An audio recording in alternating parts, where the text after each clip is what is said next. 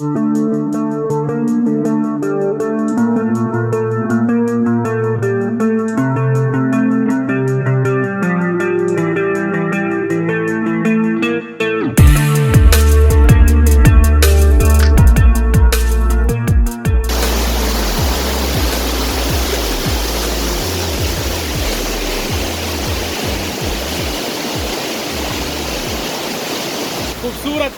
और आप देखें ये सुंबर नाला है और काफ़ी खूबसूरत मंजर है।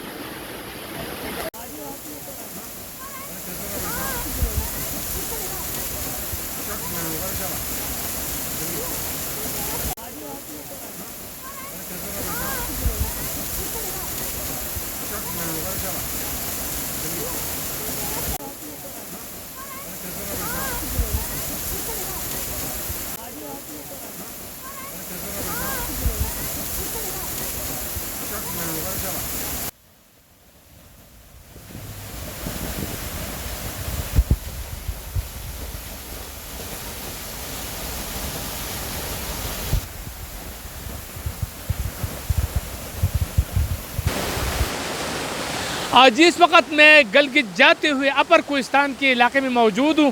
अगर आप देखें तो यहाँ पर खूबसूरत आबशार है। इस वक्त आबशार के गिरने का नज़ारा इंतहाई शानदार है और इसकी जो पानी की जो चींटी है वो बिल्कुल मुख्तलिफ है। यहाँ हमारे साथ कुछ सयाह कराची से हुए, इनसे जानते हैं सर आपका नाम क्या है और आपको कैसा लगे ये सब? जी मेरा नाम काशिफ है और मैं कराची से आया हूँ।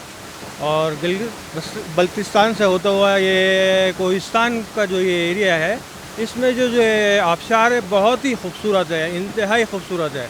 और यहाँ पे रुक के बहुत ही अच्छा महसूस हुआ है।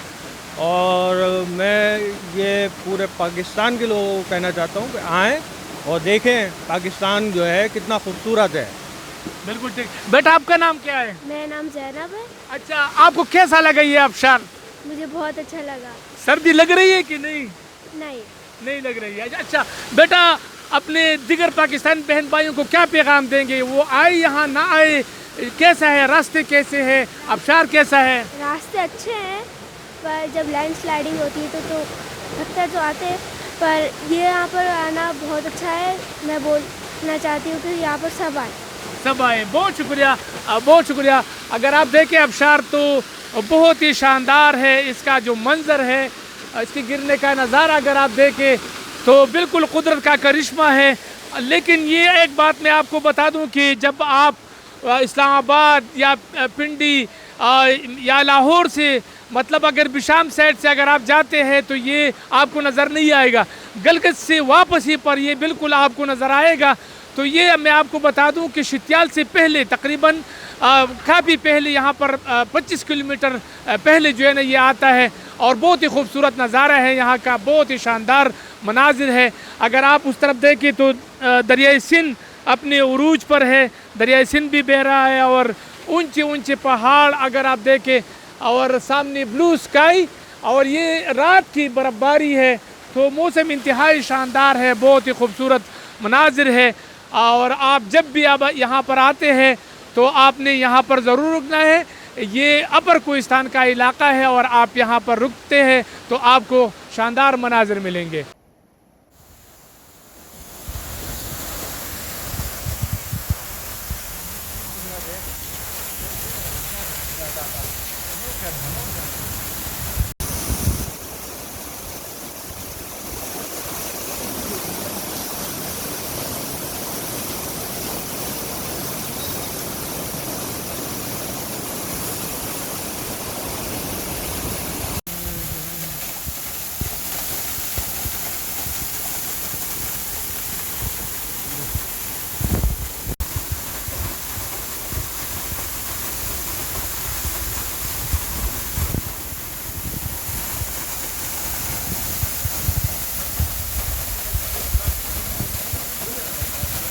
अपर कोहिस्तान, इस वक्त हम साजिन में मौजूद है और साजिन अपर कोहिस्तान का हिस्सा है।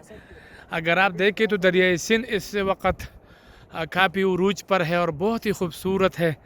आबादी अगर आप देखें इसके साथ साथ, और लकड़ी का ब्रिज अगर आप देखें बहुत ही खूबसूरत। ये थोड़ा सा मैं करीब कर लेता हूँ।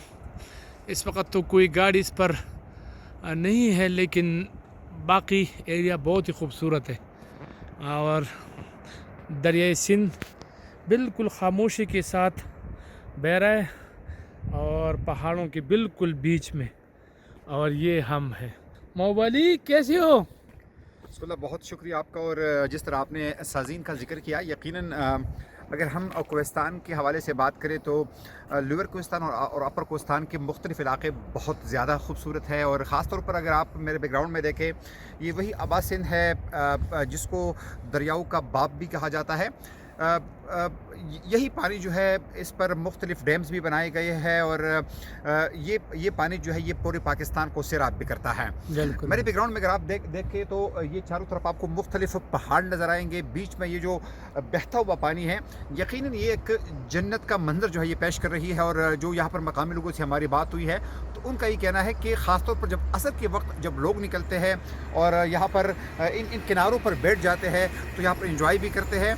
न सिर्फ मकामी लोग यहाँ पर आते हैं बल्कि सयाहों की बड़ी तादाद जो कि ख़ास तौर पर गिलगित बल्तिस्तान जाते हैं तो यहाँ पर थोड़ी देर के लिए ज़रूर क़ियाम करते हैं। बहुत शुक्रिया, बहुत शुक्रिया। बिल्कुल आप देख सकते हैं बहुत ही खूबसूरत और शानदार नज़ारा है और ख़ूबसूरत मंजर है। ये आप देख सकते हैं लकड़ी से कमरा बनाया हुआ है।